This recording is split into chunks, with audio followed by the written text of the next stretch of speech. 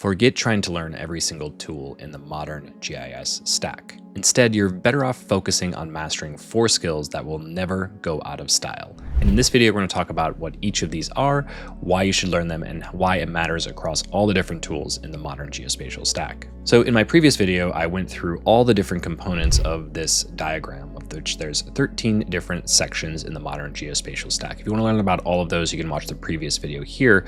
But in this video, I'm going to talk about the 4 skills that matter and can help you master all of these different tools. Now, why are there only 4 different skills? Well, a lot of these different things have common languages and processes in place. So in reality, you can learn a few things and apply them across a lot of these different pieces. And these are the 4 most important ones, both from a practical execution standpoint, but also the strategic thinking that you need to put all these things together. So let's go and unlock the first skill that we need to learn, and that one is Python. Now, Python can help you in so many different ways. The most simple and practical way is it just can automate the different processes that you create, right? It is a scripting language, so you can build out different processes and steps to do different things, but it is applicable across so many different places. It helps you across all of these different areas in the modern geospatial stack. Now, let's say you need to create cloud native file types. Well, that you can orchestrate that through Python, through different packages and skills and systems. You can also do that for the scalability layer, doing geospatial processing. You can use Python for the orchestration layer to automate different processes and airflow and things like that, as well as interacting with some of these different SQL databases here. And at the very top layer, you can do a number of different things with data science and stuff like that. And most importantly, for many different processes in the cloud, you can use Python to actually write the code that runs in the cloud, or actually automate the deployment of different things with Python. So let's boil down a little bit what Python is. Like I said, it's a scripting language that allows you to basically give a program a script of things that it should be doing. But it's used in so many different ways, right? You can use it to write the backend to APIs and develop your own API services. You can connect to different databases and call them. You can write scripts to deploy different things to the cloud. You can even perform analysis, data science. Tools like TorchGeo and GeoPandas and Rasteria all are written in Python. And then finally, like orchestrate how you fit all these systems together. Like I mentioned, Airflow runs off of Python. So Python fits all of these different areas. Now, it doesn't take a lot to learn some of the fundamentals of Python. In fact, a lot of you have probably learned that. So you probably feel comfortable with Python, and it's just a matter of like learning some of these different pieces where you want to focus in on and what skills you need to know for those different libraries. That's probably the most difficult part, is like understanding how to read documentation and things like that. But with the advent of AI, you can start to do this a little bit faster. You can figure those things out. You can ask it questions back and forth. It's really important to use it as a tool to kind of learn at your own pace, right? In the past, you had to kind of figure out this documentation on your own or learn these things. Now you have this tool that can go right alongside you and help with all these different pieces. But Python is not in and of itself like a scalable tool for like data retrieval or data processing. That's where it can kind of start to break down, mainly because Python doesn't have like a backend or anything like that, right? It connects to these other services. It's scripting. It tells it what to do. But to process data and move data around, that's where you have to start to learn SQL, and that is our second skill. Now, SQL can seem complicated at the start, but with enough practice and repetition, you can get really good at it, and then adding spatial components to it is the other final bit, and it's gotten increasingly easier over the years. Now, across all of these layers, SQL is applicable. Even at the bottom for creating cloud-native data types, you can do some of that in structured data. It's most useful in this layer here between processing, the transactional databases, and the analytical databases. So using it in tools like Apache Sedona, things like Databricks, as well as analytical processing in Sedona DB and DuckDB and all these cloud data warehouse systems. And of course, in PostGIS, it's just totally SQL based.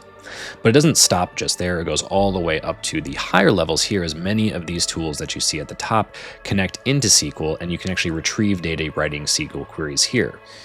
There's different levels of like SQL skills. There's basic data retrieval, there's doing inserts and updates, there's doing more advanced things like, spatial processing, writing CTE. So there's different levels of complexity that you can go down here, but SQL is going to be a super versatile language, and you can pack a lot of logic into a single query to process some data or retrieve data, and then also manage data efficiently. We'll talk a little bit more about data engineering in the future, but SQL is a core component of that. And then finally, even from some of the data science workflows, a lot of data scientists are retrieving data from SQL. So having some base knowledge here will really help you scale up these different areas. Python's that first step, but then usually right after that you want to add in SQL. And I talk a lot about this, as I'm sure you have heard, but so many systems are reliant on retrieving data from a SQL database. And if you add some basic skills there, you can really level up in what you're doing in your career in a lot of different ways. But of course, all of this stuff doesn't happen just on your computer, right? It's not just sitting on your computer and you're doing it there alone.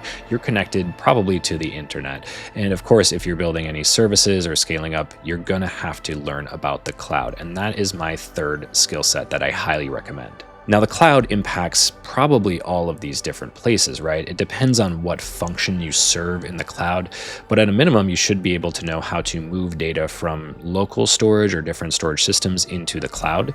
You also want to understand how to orchestrate systems in the cloud. Maybe you want to run Airflow. There are other services like this, like with Airflow, you have Astronomer, with Apache Sedona, you have Whereabouts. So sometimes you don't have to have all the logic to orchestrate and build this in the cloud.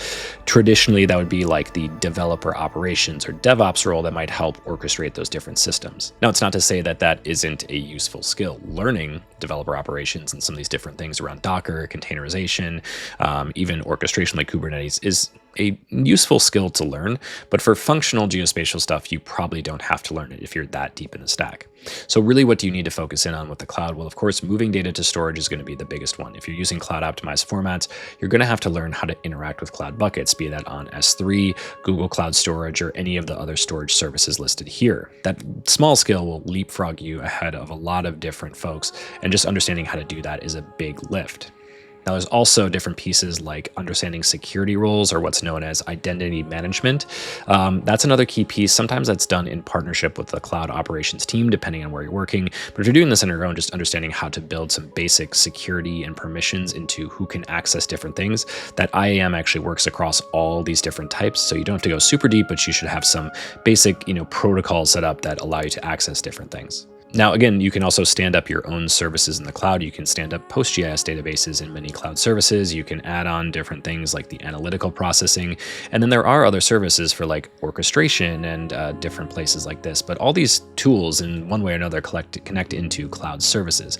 So depending on what you want to do, and this is where the fourth part will come in, you need to pick what you need to do and understand that. But one of the biggest things in the cloud is understanding how to distribute compute and use it strategically. And that will also help you with cost optimization. You should look at compute as your most valuable resource in the cloud. That is the thing that you want to preserve and use the least amount of, and use it in the most strategic way. I talked a little bit about that in the first video, like you should use processing systems for processing, not using transactional systems for processing workloads, right? Putting each thing in the right place will help you do that. And then you can really optimize each of those systems. It's really more of a strategic thinking. And compute is probably going to be the most expensive thing you have in the cloud. So if you can optimize that efficiently, that's going to be really good. There's ways to optimize storage that gets into like deeper levels with like, more, long-term storage and stuff like that. There's things to think about there as well. But as you get further into that, again, you might be partnering with someone in cloud operations. But all that brings me into my fourth skill. And this one isn't really a technical skill at all. Well, it has technical pieces, but you'll see how that works. And that is architectural thinking. Right? If you have seen roles like solutions architect or things like that, that's really a role where you certainly understand and can use these different systems, but more importantly, you know how these pieces fit together. And that's one of the biggest challenges, is to say, when do I need each of these systems? At what scale? How do I optimize each of them individually? Do I need this type of system or that type of system? That's really important here. And it's more about how you design all these different pieces rather than actually execute and do them. And this can really help catapult your career a lot. So things like understanding, what type of data do I have? Is it raster? Is it vector? Which one is the most problematic in terms of scale and volume? Where should I put that? What systems do I need for cataloging and storage? How should I store that data effectively? Do I need to have processing? Is my data effectively ready to go? How much processing do I need? Do I need a transactional database? How does that fit in with the processing layer? And what should I use for an analytical system? How heavy are my analytical queries going to be, and who's accessing them? How do I orchestrate all these things so I don't have to be the one pressing the button and running them every time? Do I need transformation layers here? And then what does that connect to at the top? Who are my stakeholders using it? Is it data scientists? Is it GIS users? Is it business intelligence users? Or do I need to build an API or go out to a development and a front-end toolkit here? Like I said, this is really the thinking about all of these, and it's design thinking, right? How do you build and design that system? That's going to be the really important part. Now, this has Now, this type of role has existed in geospatial and GIS for a long time. People architect different systems, be it in Esri, be it with different tools or Oracle or whatever that might be. This is something that's been happening for a long time, but it's just applying this new stack to that and really understanding, again, how do you make these strategic decisions using cloud tools and systems and all these different things here. There's sort of a fifth skill that I didn't talk a lot about today, and that's actually JavaScript. And that's going to be really focused up here, right at the very top of the stack.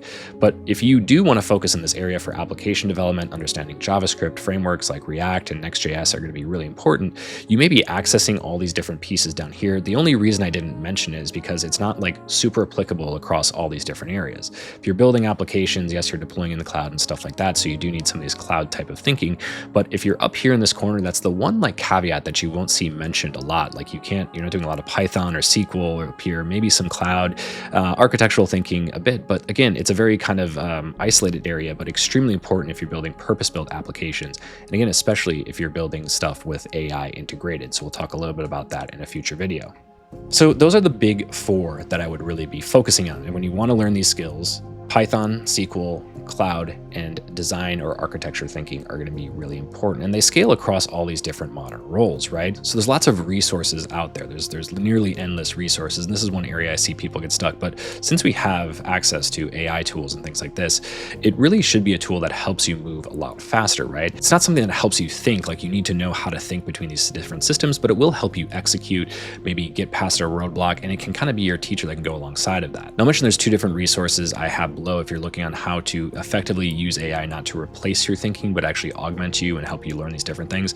I have a course down there below, and there's also a course I have that talks about kind of this design thinking at a bigger scale. If you want to check that out, I have a link below to that as well. So check both those out if you're looking to go deeper on either of these topics. But if you made it this far, you're probably thinking, how do any of these skills map to actual roles that I can apply for and find in the geospatial industry? And that's where we're going to go in the next video. We're going to talk about some of the different new roles that are starting to be created from this, what to look for, and specifically where to focus if you're focused on different roles, and demystifying exactly what these roles do so you can understand how they work individually and alongside others so you can pick the right one for you. So if you're interested in that, you can go ahead out and check this video right here, and I'll see you over there.